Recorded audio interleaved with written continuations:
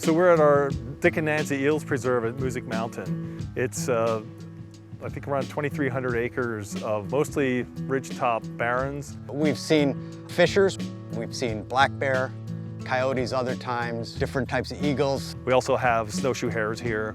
The O'Connor Dam was built around 1890 as a water supply dam by the Mount Jessup Coal Company. It was about 400 feet wide, and it created a reservoir that was approximately 6 acres in size with a maximum depth of about 15 feet. Sterry Creek starts on the preserve. It's a headwater stream. It runs through the reservoir. It then proceeds to run through the town of Jessup and eventually ends up in the Susquehanna. The Susquehanna ultimately leads to the Chesapeake, so we're in the Chesapeake watershed right now. Headwater streams in general are really important refuges for fish and macroinvertebrates because they're colder. They also provide all the water for downstream reaches. Dams create a break in the hydrology of the area, and they can impact the thermal regime of a stream by warming up the water in the reservoir and then releasing warmer waters downstream. And then the obvious way that dams impact aquatic ecosystems is as a barrier to aquatic passage. You can actually create 2 different ecosystems, one upstream and one downstream, that are totally different because of something as small as this little dam and a headwater stream.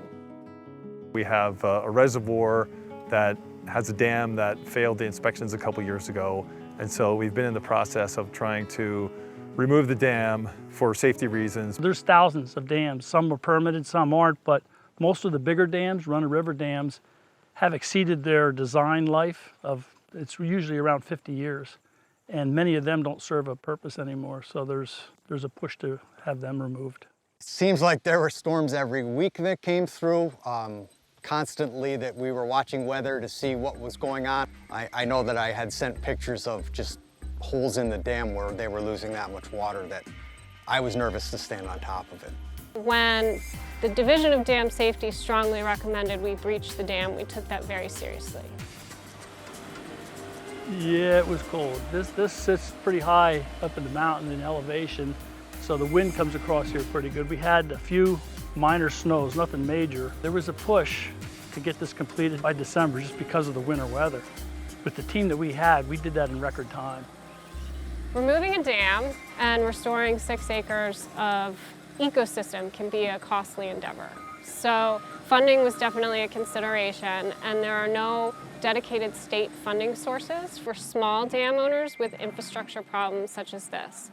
So we relied completely on our development team to work with a group of special donors who stepped up and funded the entire project very quickly when it became an emergency. And we couldn't have completed this project without their help. One of the things that was really important to us was preserving the history of the dam. In the late 1800s, in these older dams that were constructed, they would build what's called a timber crib first. Big, large timbers that were pinned together with dowels, and they would fill them with rocks just to create the structure of the dam. I'm hoping that in the next year that it just fills back in and turns into what we see around us with a nice little stream running in between. It'd be great.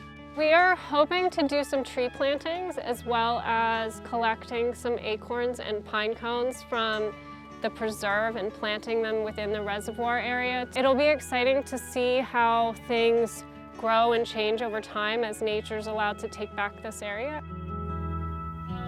The Nature Conservancy protects, manages, and restores lands and waters. And this is a great example of a restoration project that takes a once impacted site and allows nature to take back. And hopefully it will be a thriving ecosystem that supports a diverse array of wildlife. We're pretty happy with how it turned out, and we're excited to see nature take back this area.